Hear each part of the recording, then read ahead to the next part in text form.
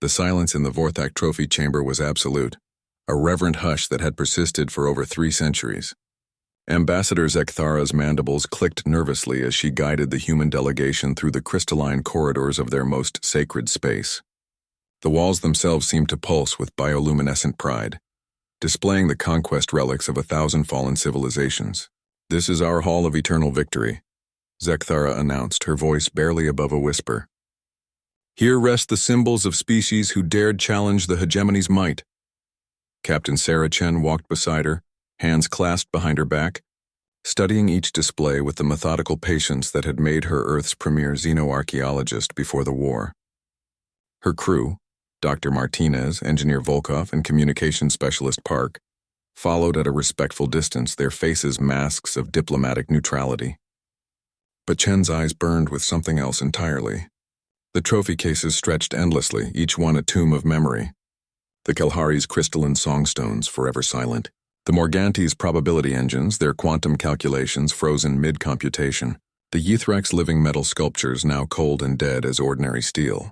Each piece, Zekthara continued, represents not just military victory but the complete erasure of their cultural identity. We preserve them here so that future generations might understand the price of defying the natural order. Chen stopped before a particular display, her breath catching. Behind reinforced plasma glass sat a small, unremarkable object, a wooden flute, its surface worn smooth by countless hands. The placard beneath read in galactic standard, Terra Sol System, subdued 2387 CE, cultural artifact, music generation device. Ah, Zekthara noticed her interest. One of yours, I believe. A primitive sound maker from your homeworld's final city. We found it clutched in the hands of a juvenile during the last orbital bombardment. Curious how your species clung to such inefficient emotional expressions even in their final moments. Dr. Martinez stepped forward, his voice tight. That flute belonged to Maria Santos. She was 7 years old. She played it in the underground shelters to calm the other children during the bombing raids.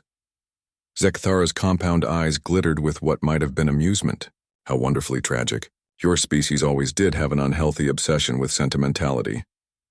Chen's jaw clenched, but she remained silent, moving methodically through the chamber. Each display told the same story. Total victory, absolute dominance, complete cultural annihilation. The Vorthak didn't just defeat their enemies, they erased them from existence, keeping only these museum pieces as proof of their own superiority. But as they walked deeper into the chamber, Chen began to notice something the Vorthak had missed in their arrogance. Patterns, connections, the placement of certain artifacts, the subtle energy signatures emanating from each display case, the way the chamber's bioluminescent walls pulsed in response to their presence. Fascinating architecture, she commented casually. The way these displays are arranged, is there significance to the positioning? Zekthara preened with obvious pride. Indeed. The chamber itself is our greatest triumph. Each trophy case is linked to our central consciousness matrix. The psychic resonance of our victories feeds directly into our collective mind, strengthening our resolve and our unity. Every citizen of the hegemony can feel the power of our conquest through this sacred space. Chen nodded thoughtfully, her hand moving to the small device concealed in her diplomatic pouch. And if something were to disrupt this resonance? Impossible, Zekthara scoffed. The system is protected by quantum encryption, psionic barriers, and enough firepower to sterilize a moon. Nothing could. Chen's hand moved with lightning speed. The device she withdrew was small, unremarkable, barely larger than a thumb drive. But as she pressed it against Maria's flute display case, the chamber erupted in chaos. Warning klaxons blared as the quantum locks disengaged. The plasma barriers flickered and died. And in that moment of confusion, Chen smashed her fist through the weakened display glass and grabbed the wooden flute.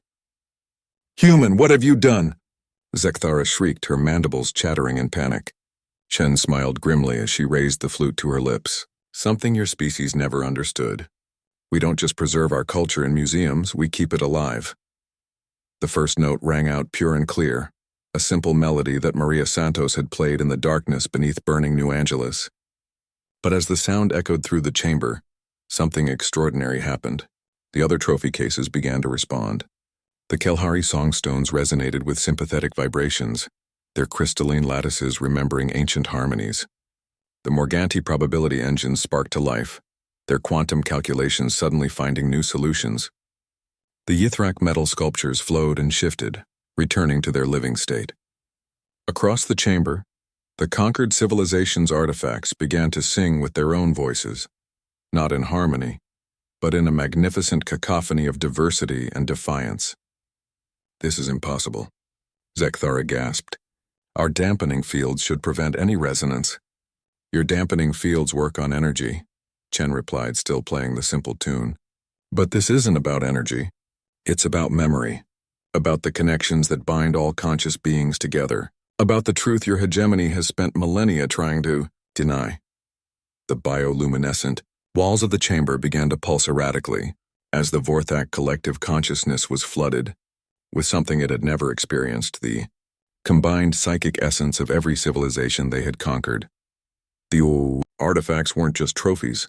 They were repositories of cultural memory. And now that memory was awake. Alarms continued to wail as Vorthak security forces poured into the chamber, but they stopped short, clutching their heads as alien thoughts and emotions flooded their hive mind. For the first time in their species' history, they were experiencing true diversity, and it was overwhelming. "You see," Chen said, lowering the flute as the chamber continued to sing around them, "you made one critical error. You assumed that conquest meant the end of a story. But every culture you've defeated is still here, waiting. Their voices, their dreams, their defiance, it's all been building up pressure behind your psychic barriers for centuries." She gestured to the chaos around them, where fragments of dead civilizations were reaching across space and time to touch their descendants, their spirits unbroken despite the hegemony's attempts at erasure. "We humans have a saying, they tried to bury us. They didn't know we were seeds." Chen smiled as she tucked Maria's flute safely into her jacket. "Today the galaxy learns what grows from the graves of the conquered." The trophy room would never be silent again.